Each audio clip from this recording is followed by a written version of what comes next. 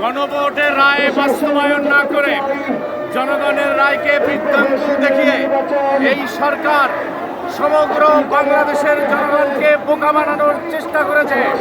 কিন্তু জনগণ ভুলে যায় নাই জুলাই আগস্টের বিপ্লবের চেতনা। যতদিন পর্যন্ত বাংলাদেশ থাকবে ততদিন পর্যন্ত জনগণ এই চেতনা বহন করেই চলবে।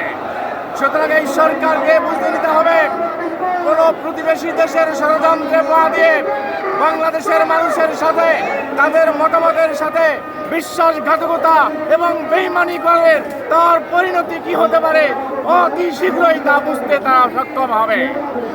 আর শেরপুর এবং বগুড়ার উপনির্বাচন জনগণ দেখেছে, তাদের মতামতকে উপেক্ষা করে জোর খাটিয়ে দলীয় প্রশাসন দিয়ে তারা এই নির্বাচনের ফলাফল পক্ষে নিয়ে জনগণকে আবার আরেকবার বোকা বানিয়েছে। আমরা বলতে চাই, এই নির্বাচন মাগুরার উপনির্বাচনকে স্মরণ করিয়ে দেয়। এই বর্তমান সরকার তিনি যে প্রধান রয়েছেন তার মায়ের আমলেও এই ধরনের কর্মকাণ্ড শুরু হয়েছিল, কিন্তু জনগণ আন্দোলনের মুখে তাকে বাধ্য করেছিল কেয়ারটেকার সরকারের অধীনে নির্বাচনে আসা।